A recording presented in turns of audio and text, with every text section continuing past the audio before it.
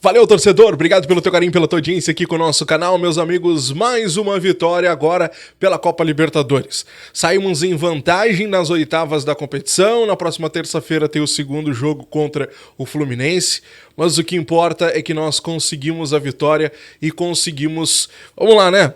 Aquela raça, com aquela vontade, com aquela coisa do Grêmio. É diferente, não adianta. Com o Grêmio sempre tem que ser na raça, tem que ser na base da imortalidade, da superação. E hoje foi mais uma dessas várias amostras que nós já tivemos na nossa história, né? Um herói improvável, qual gremista imaginou que o Reinaldo seria o cara que faria diferença? Ninguém, não passou pela cabeça de ninguém isso, né? Ninguém. Muito pelo contrário, quando se fala em Reinaldo, chega a dar um calafrio no torcedor. E hoje foi justamente diferente, né? O Grêmio teve suas dificuldades, principalmente no primeiro tempo, ali até os 30 minutos. Depois parece que se encontrou um pouco na torcida, chegou a fazer um pouco de pressão em cima do Fluminense. Deixou uma boa sensação para o segundo tempo, até ali o Grêmio chegou a construir boas jogadas no primeiro tempo ainda, mas o segundo tempo começa um pouco diferente, o Fluminense vindo para cima, até que o Reinaldo ali ele acaba cortando mal, no bate-rebate sobra pro Ganso, Ganso sozinho encontra lá o Lima, que acaba marcando o gol nas costas do João Pedro. Bom, ali começa uma questão bem diferente do que o que a gente vinha acompanhando. Porque a torcida começava a gritar Monsalve, Monsalve, Monsalve, Monsalve, Monsalve, como se o Monsalve fosse o salvador da pátria. E olha, eu vou dizer para vocês que o Monsalve teve um grande dedinho nessa história toda de mudança de perfil do time em campo, tá? Porque o Cristaldo não estava bem. Quando o Renato tira o Cristaldo, ele tira o Pavon também. E aqui é bom colocar que o Pavon também não tava o pirulito na partida. E quando o Renato faz essas mudanças, tira o Pavon, coloca o Gustavinho, tira o Cristaldo principalmente e coloca o Monsalve, que a torcida estava gritando e pedindo ele desde antes do Fluminense chegar ao gol, a gente parece que tem uma mudança no time. A gente tem uma diferença. E aqui a gente precisa pontuar um detalhe importante. Se o Cristaldo não acordar, olha que o Monsalve vai atropelar ele. O Monsalve entrou na partida muito bem. O Monsalve mudou o jogo do Grêmio. O Monsalve, no primeiro toque que ele dá na bola, ele já consegue deixar o Vijaçante na cara do gol e o Vijaçante acaba mandando à esquerda do goleiro Fábio. O Monsalve é diferente. O Cristaldo agora tem um concorrente. O Cristaldo que não se bobeie. Já é a terceira partida que o Cristaldo não rende o que é esperado dele. Então o Cristaldo precisa acordar. Agora ele tem concorrente. Porque o que a gente vinha acompanhando do Monsalve nas últimas partidas era um Monsalve com uma equipe reserva. E ele foi bem. Agora nós acompanhamos o Monsalve com uma equipe titular. E ele foi bem de novo. Então o Cristaldo precisa acordar. Ele não vai atuar junto com o Monsalve. Cristaldo e Monsalve juntos? Olha, eu acho que isso não vai acontecer. O Renato na coletiva ele é questionado mais uma vez sobre essa possibilidade e ele até, olha, ele praticamente descartou, porque ele diz assim, ó, olha, isso pode até acontecer, mas para vocês é tudo muito fácil. Vocês não enxergam a parte tática como eu. Não adianta ter todos os jogadores diferenciados dentro de campo. Quem vai marcar? Então eu acho que o Renato ele não é muito favorável à entrada do Monsalve junto com o Cristaldo. Então alguém vai ficar de fora. Alguém não vai jogar nessa brincadeira toda aí. Então o Cristaldo precisa ficar atento. Fato é que, a partir da entrada do Monsalve, o Grêmio começa a ter mais criação.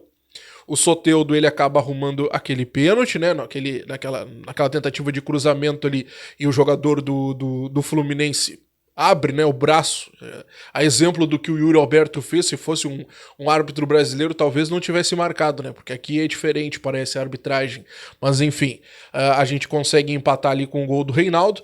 Depois a falta, que o Reinaldo ele vai muito feliz, né, fazendo aquele gol.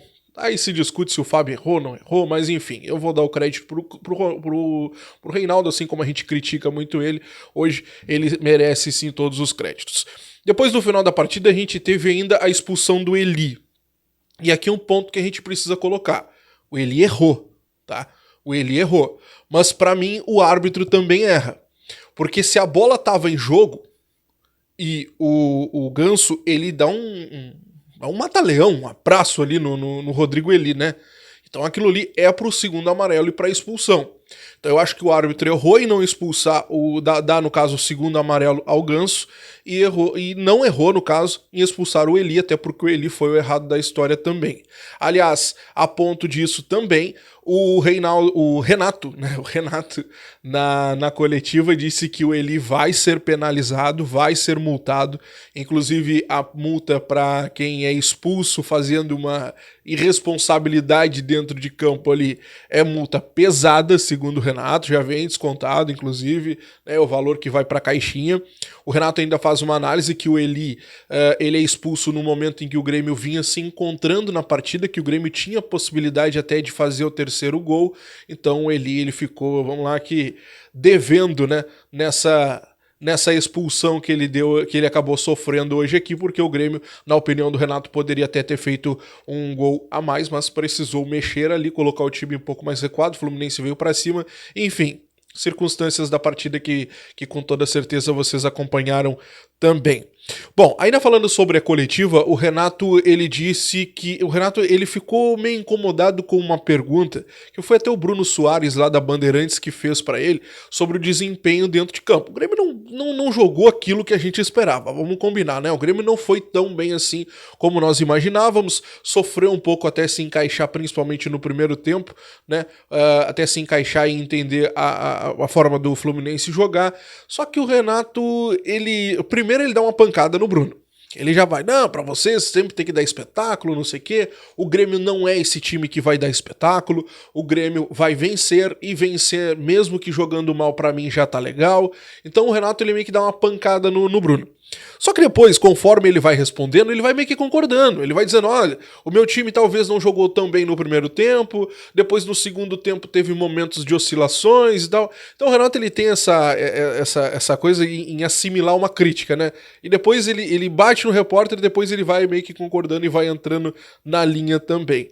Outro ponto importante, ele disse que foi um jogo totalmente diferente da partida contra o Corinthians, por exemplo. Porque na partida contra o Corinthians, ele viu que o time não jogou tão bem e eles não construíram para vencer, diferente do que foi hoje. Para ele o time foi bem, tá? Ele ressaltou que foi bem mesmo, tendo dito que talvez no primeiro tempo não tenha ido tão bem assim e que hoje o time construiu para vencer. Bom, aí eu concordo com ele, aí o Grêmio teve chance sim para vencer. No Maracanã, ele projeta um jogo super difícil, por óbvio, o Fluminense atual campeão brasileiro, tem as suas valias, vai ter o apoio do seu torcedor lá no Maracanã lotado, então tudo que a gente já conhece do Fluminense, o Fluminense vai ter que se expor para poder fazer o resultado, e vai ser nessas que o Grêmio pode aproveitar. Eu achei um ponto importante que a gente precisa trazer aqui, que o Renato ele fala assim, agora eu tenho bala. Agora eu tenho pólvora para queimar, disse o Renato ali. Quer dizer o quê? Que ele tem outras peças para mexer na equipe, caso ele ache necessário. Para nós continuar aqui, ainda falando sobre a situação do Monsalve, na zona mista ele é questionado sobre a situação de entrar em campo daqui a pouco com o Cristaldo, se ele acha que poderia jogar junto, ele não vê problema, diz que dois grandes jogadores dentro de campo não tem problema nenhum, só que aí ele vai além, ele é questionado sobre daqui a pouco ele poder jogar mais pelo lado, marcando o lateral, aquela pergunta que o Renato recebeu naquela outra coletiva, o que ele acha sobre isso e tal, ele disse que não vê problema nenhum. Muito pelo contrário, na antiga equipe que ele estava atuando lá na Colômbia, ele jogava mais pelo lado e ele era responsável por marcar o lateral. Ou seja, para ele não tem problema nenhum, que ele jogaria de pronto. Claro, daqui a pouco o jogador pode achar que consegue e não consegue. Aí daqui a pouco o Renato é quem vai dizer isso propriamente nos treinos. Nós ainda não conhecemos bem o Monsalve para dizer que ele tem uma competência para marcar ou não tem. Só quando ele for colocado nessa circunstância que a gente vai entender melhor.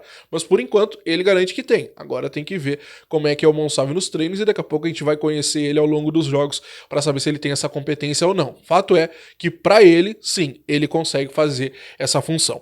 Para nós encerrarmos, meus amigos, o Gustavinho. O Gustavinho ele falou rapidinho ali na zona mista sobre a situação de mercado. Ele foi questionado, por óbvio, sobre Essas tentativas, essas propostas que têm chegado, essas sondagens que têm chegado principalmente do futebol árabe. Eu compartilhei com vocês aqui mais cedo a informação do colega Diego Torbes de que uma equipe árabe tinha chegado com uma proposta de 16 milhões de euros ao Grêmio, mais 4 milhões em variáveis. Então, uma proposta aqui pro Grêmio, show de bola. Até porque o Grêmio queria na casa dos 20 milhões, mas a partir dos 15 o Grêmio sentava para conversar. Então, o Grêmio ele já estava quase que se encaixando nos moldes da equipe árabe. Bom, o Gustavinho ele disse que não. Para a Arábia, não. Ah, para a Europa? Sim, Europa sim. A proposta até que, segundo o que se fala nos bastidores, pro Gustavinho, seria excelente, ganharia quase na casa de R$1 milhão, um valor assim, ó, espetacular pro jogador, pelo que ele ganha aqui, seria praticamente 10 vezes mais do que ele vem ganhando no Grêmio. Só que aí tem a questão do plano de carreira. A proposta financeira pode ser muito boa, pro Grêmio pode ser bom, pro jogador pode ser boa, mas pro plano de carreira, bom, ele almeja coisas muito maiores e por óbvio que a Europa é o grande ponto para a carreira de qualquer jogador. Fato é que neste momento ele não quer, pelo menos o jogador não quer ir para a Arábia, mas vamos ver como é que vai ser daqui pra frente, convencimento de empresário, aquela história toda, porque tudo isso também rola nos bastidores e a gente vai acompanhando essa história aqui, beleza? Te inscreve, deixa o like, ativa o sininho de notificações, quero saber de ti. E aí, Monsalve e Cristaldo juntos? Dá pra botar esses dois pra jogar na mesma equipe ou não? Tem que deixar um pra reserva, outro pra titular, ou se não, daqui a pouco o Cristaldo tem que sair pro Monsalve ganhar chances, ou tu acha que o Cristaldo ainda é o titular? Quero saber a tua opinião, o que tu tá achando dessa história toda, comenta aqui embaixo. Grande abraço, até a próxima. Vencemos! Tchau!